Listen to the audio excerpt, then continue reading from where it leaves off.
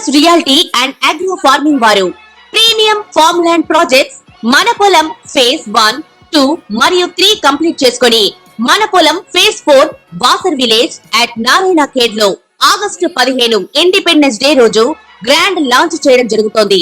Launching మరియు independence day సందర్భంగా 5 guntas land out rate లో బుక్ చేసుకున్న వారికి 1,50,000 రూపాయల డిస్కౌంట్ తో పాటు 2 గ్రాముల గోల్డ్ ఫ్రీగా ఇస్తున్నారు. పూర్తి వివరాలకు సంప్రదించండి.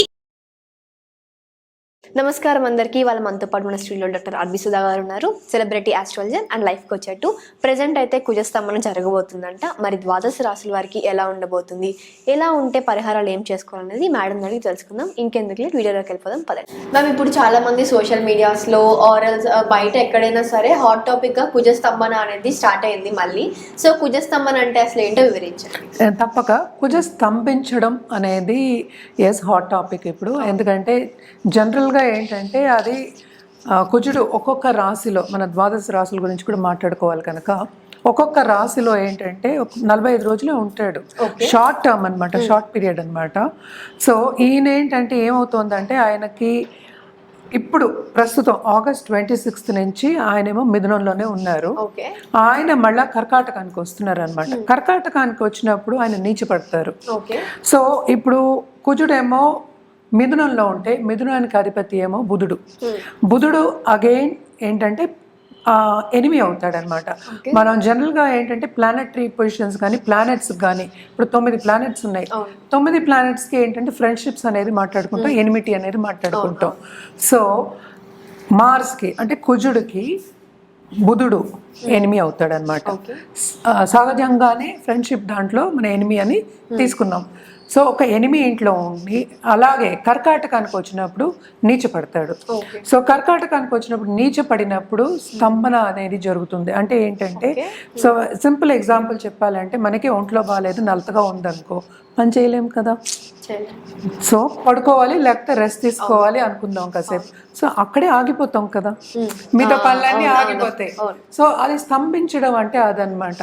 సో స్తంభించడం అనేది మనం retrograde motion plus retrograde motion కూడా మనం తీసుకోం, నీచ పడినప్పుడు చెప్తాము.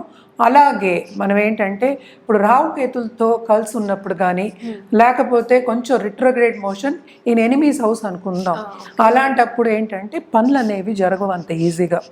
మనకి తెలిసిన ఇంకో విషయం ఏంటంటే, కుజుడు అనేవాడు మనకి ఇచ్చేది ఎప్పుడు అగ్రెసివ్నెస్ ఇస్తాడనమాట, కరేజ్ ఇస్తాడు. ఇవన్నీ ఎందుకు కావాలి మనకి, ఒక లైఫ్లో కావాలి కదా ఇవన్నీ కావాలి. ఎందుకు కావాలి? ఒక పనిని మనం పూర్తి చేయాలి అన్నప్పుడు, ఏ పనైనా సరే, అది చిన్న పని అవ్వచ్చు, పెద్ద పని అవ్వచ్చు, వాళ్ళ దీన్ని బట్టి ఉంటుంది. అది పూర్తి చేయాలన్నప్పుడు మనకి ఆ ధైర్యం అనేది కావాలి, నమ్మకం అనేది కావాలి. ఇవన్నీ ఏంటంటే ముందుకు సాగడానికి ఒక సూచనలే కదా. సో ఇవన్నీ ఏంటంటే కొంచెం తగ్గుతాయి అన్నమాట. సో అందుకోసం మనం ఏంటంటే కుజస్తంభన గురించి ఎక్కువ మాట్లాడుకోవడం అనేది జరిగింది. అసలు ఇప్పుడు ఏం జరుగుతోంది 2024, 2025లో చూద్దాం, అంటే ఈ ఇయర్స్లో. సో ప్రస్తుతం ఆగస్ట్ 26 నుంచి మనకి మిథునంలోనే ఉన్నారు. ఆయన మళ్ళీ ఏంటంటే కర్కాటకానికి 20th అక్టోబర్ వస్తున్నారు. 20th అక్టోబర్ నుంచి 21st జాన్ వరకు మనకి కర్కాటకంలో ఉన్నారంటే నీచ స్థితిలో ఉన్నారు. సో నీచ స్థితిలో ఉన్నప్పుడు స్తంభించినట్లు లెక్క. ఓకే, తర్వాత ఏంటంటే 7th డిసెంబర్ నుంచి రిట్రోగ్రేడ్ అవుతున్నారు. రిట్రోగ్రేడ్ మోషన్ అంటే అసలు ఏంటి అంటే వెనక్కి తిరిగి చూస్తున్నట్టు, స్ట్రైట్గా వెళ్లకుండా ఆగిపోయి వెనక్కి తిరిగి ఫ్లిప్ సైడ్ అంటూ ఉంటాం మనం, అలా చూస్తున్నట్టు అనమాట. అది ఎప్పటి వరకు ఉంది మనకి? ఫిబ్రవరి వరకు ఉందన్నమాట. సో ఇది కూడా ఏంటి, దీంట్లో మళ్ళా పైకి వెళ్ళడం అనేది జరుగుతుంది. ఇప్పుడు ఎలా వస్తుంది, ఒక కర్వ్ కింద ఇప్పుడు ముందుకు సాగడం అవుతుంది, మళ్ళీ వెనక్కి తిరగాలంటే ఒక కర్వ్ వస్తుంది, మళ్ళా సర్కిల్ మళ్ళీ పైకి వెళ్ళాలి. సో మొత్తం కలిపితే ఏంటంటే 7th జూన్ వరకు ఇట్లా జరుగుతోంది అనమాట. అంటే 21st జాన్ నుంచి ఫిబ్రవరి 24th అనుకుందాం కాసేపు. అప్పటికి మనకి జెమిని అంటే మిథునంలో ఉంటున్నారనమాట. అదైన తర్వాత మళ్ళా కిందకి దిగడం అనేది జరుగుతుంది. మళ్ళా కర్కాటకంలో నీచపడి మళ్ళా 7th జూన్ వరకు అక్కడే ఉండి మళ్ళా సింహానికి వెళ్తున్నారు. ఇంత కథ ఉందన్నమాట వెనకాల కుజుడికి. అంటే ఇప్పుడు జరిగే పరిస్థితి అనమాట. ట్రాన్సిట్స్ అంటాం మనం, గోచారం అంటాం. సో గోచార రీత్యా మనం చూస్తే ద్వాదశ రాసుల వారికి తప్పక మిశ్రమ ఫలితాలు కొన్ని ఉండొచ్చు, కొంతమందికి ఏంటంటే బాగుండొచ్చు, కొంతమందికి బాగుండకపోవచ్చు. బట్ జనరల్గా ఏంటంటే మనం చెప్పేది 8 ఇంట్లో ఉన్న అలాగే నీచ పరిస్థితిలో ఉన్నా కనుక తప్పక కొన్ని ప్రాబ్లమ్స్ అనేవి వస్తాయి. ఓకే. అలాగే కుజుడు మనం ఇంకోటి మోస్ట్ ఇంపార్టెంట్ చెప్పుకోవాల్సింది ఏంటంటే మంగళకారకుడు అంటాం. మంగళం అంటే ఎప్పుడు చెప్తాం మనం? పెళ్ళికి చెప్తాం, దాంపత్య జీవితం చెప్పుకుంటాం అన్నమాట. అలాగే ఇప్పుడు ఈ కాలంలో మనం చెప్పుకోవాలంటే ఇంటర్పర్సనల్ రిలేషన్షిప్స్. అది లేకుండా మనం పనే చేయలేము కదా అసలు. ఇంట్లో సరిగా లేకపోతే బయటకు వెళ్ళి ఎలా పని చేస్తాం? ఎవరో ఒకళ్ళు హస్బెండ్ వైఫ్ బుర్ర తింటూ ఉంటే ఎలా వెళ్ళి చేస్తాం? చేయలేము కదా. సో ఈజీగా ప్రేక్షకులకు అర్థం అవ్వాలని అలా చెప్పాను. బట్ ఎవరైనా సరే రోజు గొడవ పెట్టుకుని ఆర్గ్యుమెంట్స్ డిసగ్రిమెంట్స్ ఉన్నప్పుడు మనం వెళ్ళి చేయలేము అనమాట. పని చేయడంలో మనకి ప్రాబ్లమ్స్ వస్తుంది.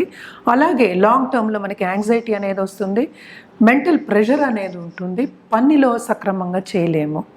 సో అది కూడా ఒక అడ్డంగం కిందే మనం తీసుకోవాలి.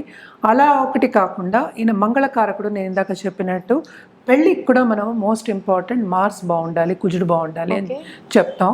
అలాగే హెల్త్ కూడా అంతే, బ్లడ్ రిలేటెడ్ ప్రాబ్లమ్స్కి మనం ఎక్కువ కుజుడిని చెప్పుకుంటూ ఉంటాం అనమాట. అవన్నీ రాకూడదు, హెల్త్ ప్రాబ్లమ్స్ రాకూడదు. అలాగే కెరియర్లో స్తంభన రాకూడదు. స్తంభన అంటే ఆగిపోవడం. ఆగిపోవడం అంటే మనం ఎంత ప్రయత్నించా అసలు అవ్వట్ల. సో అలాంటివన్నీ రాకూడదు అన్నప్పుడు ఏంటంటే మనం కొన్ని పరిహారాలు చేసుకోవడం అనేది వెరీ ఇంపార్టెంట్. ఇది బేసిక్గా ఏంటంటే కుజుడి ఒక ట్రాన్సిట్ కానీ గోచరం కానీ ఈ సంవత్సరంలో జరిగేది. మళ్ళా చెప్తున్నాను. సో కర్కాటకానికి 20th అక్టోబర్కి వస్తున్నారనమాట. ఆయన 21st జాన్ వరకు అందులోనే ఉంటున్నారు. కర్కాటకంలోనే కుజుడు నీచపడతారనమాట. నీచంగా ఉన్నప్పుడు కొన్ని స్తంభిస్తాయి, మనం మాట్లాడుకున్నాం. అలాగే ఏంటంటే 7th డిసెంబర్ నుంచి 21st జాన్ వరకు కర్కాటకంలో రిట్రోగ్రేడ్లో ఉంటున్నారు. రిట్రోగ్రేడ్ అంటే ఏంటంటే వెనక్కి తిరిగి మళ్ళీ పైకి వెళ్తున్నారు. పైకి ఏంటంటే ఎక్కడికి? మనకి మిథునానికి వెళ్తున్నారు అనమాట. సో మిథునంలో మళ్ళీ 24th ఫిబ్రవరి వరకు ఆయన రిట్రోగ్రేడ్లో ఉంటున్నారు అనమాట. మళ్ళీ ఏమవుతోంది? ఏప్రిల్లో ఆయన మళ్ళీ కర్కాటకానికి దిగుతున్నారనమాట. ఏప్రిల్. ఇవన్నీ మనం 24, 25, 24 అండ్ 25. అది 7th జూన్ వరకు కర్కాటకంలో నీచ స్థితిలో ఉంటున్నారనమాట. సో ఇది కన్ఫ్యూజ్ కాకుండా బాగా వింటే కనుక, క్లియర్గా వింటే కనుక అర్థమవుతుంది. సో 3rd ఏప్రిల్ నుంచి 7th జూన్ వరకు మనకి కర్కాటకంలో నీచ స్థితిలో ఉంటున్నారు, డైరెక్ట్ మోషన్లో ఉంటున్నారనమాట. సో రిట్రోగ్రేడ్ లేదు అక్కడ, డైరెక్ట్ మోషన్. అది 7th జూన్కి ఏమో కిందకి దిగుతున్నారు, ఎక్కడ సింహానికి దిగుతున్నారు అనమాట. సో ఇంత ఏంటి ఆల్మోస్ట్ 8 months ఏంటంటే అన్ని ద్వాదశ రాశులకి ఎఫెక్ట్ అనేది ఉంటుంది. నేను ఇందాక చెప్పినట్టు ఇవన్నీ హెల్త్, అటు కుటుంబ విషయం, అలాగే పెళ్లి విషయం, love relationship and also status, ఈ అన్నిటికీ ఏంటంటే భంగం కలుగుతుంది, స్తంభిస్తుంది అని చెప్పడానికి ఇంత వివరణ మనం ఇవ్వాల్సి వచ్చిందనమాట.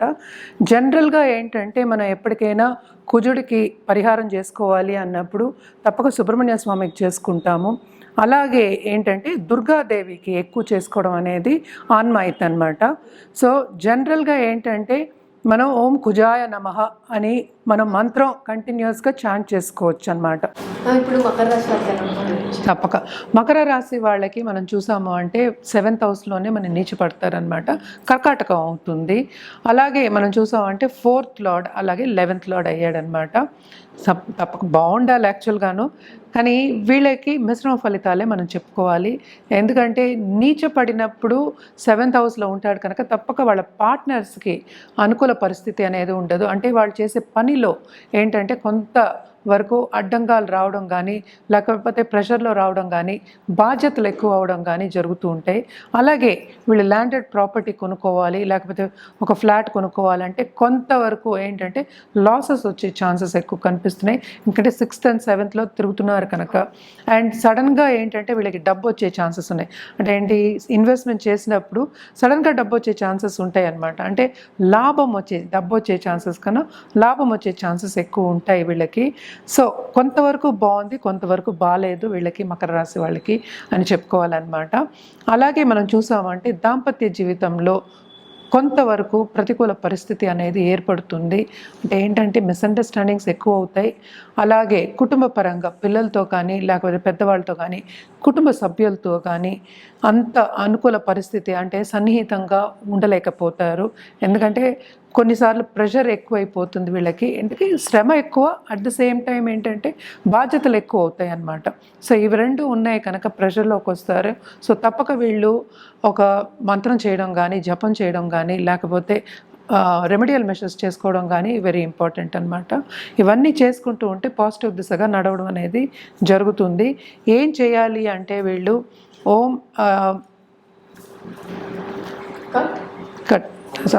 ఓం శనీశ్వరాయ నమః అంటే ఈశ్వరుని మనం శని గ్రహానికి మనం చెప్పుకుంటాం.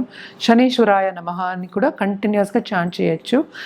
ఈశ్వరుడికి మనం పూజ చేయడం అనేది వెరీ ఇంపార్టెంట్. ఎస్పెషల్లీ మండే చేయొచ్చు, అలాగే సాటర్డేస్ కూడా చేసుకోవచ్చు అనమాట. అండ్ ఆల్సో నవగ్రహాల చుట్టూ ప్రదక్షిణ చేయడం అనేది తప్పక చేయాలి, మానకూడదు. ఎవ్రీ సాటర్డే చేసుకోవడం అనేది మంచిది. ఒకసారి చేసినా పర్వాలేదు, 9 సార్లు చేసినా పర్వాలేదు, లేకపోతే 108 సార్లు చేసినా పర్వాలేదు. ఇవన్నీ చేసుకున్నప్పటికీ కొంతవరకు వాళ్ళకి పాజిటివిటీ అనేది ఎక్కువ అవుతుంది. అంటే మంచి శుభ ఫలితాలు అనేవి వస్తాయి. శుభ ఫలితాలు ఎప్పటికైనా సరే మనకి లాంగ్ టర్మ్లో లైఫ్లో వెళ్తున్నప్పుడు మనకి ఈజీగా చేసుకోవచ్చు కనుక తప్పక బాగుంటుందని అనుకోవాలన్నమాట. ఈ రాశిలో ఉన్న ఎస్పెషలీ స్టూడెంట్స్కి మాత్రం బాగుంటుంది, బ్రహ్మాండంగా ఉంటుంది. బయటకు వెళ్ళి సెటిల్ అయ్యే ఛాన్సెస్ వస్తాయి తప్పక. శ్రమ అనేది కామను. సో శ్రమ పడింది ఏమీ లేదు. సో శ్రమ పడతారు, శ్రమకి తగిన ఫలితం అనేది వస్తుంది వీళ్ళకి. ఎస్పెషలీ ఏంటంటే మనకి 6th ఉన్నప్పుడు లేకపోతే 7th ఉన్నప్పుడు కానీ అటు ఇటు తిరుగుతున్నప్పుడు రెట్రోగ్రేడ్ అయినప్పుడు కానీ తప్పక కొన్ని శుభ ఫలితాలు అనేవి కనిపిస్తున్నాయి. శుభ ఫలితాలు అనేది అందరికీ కావాలని కోరుకుంటారు. సో తప్పక ఇంకా రెమెడియల్ మెషర్స్ బాగా గట్టిగా చేస్తే కనుక వీళ్ళకి ఇంకా బాగుంటుంది.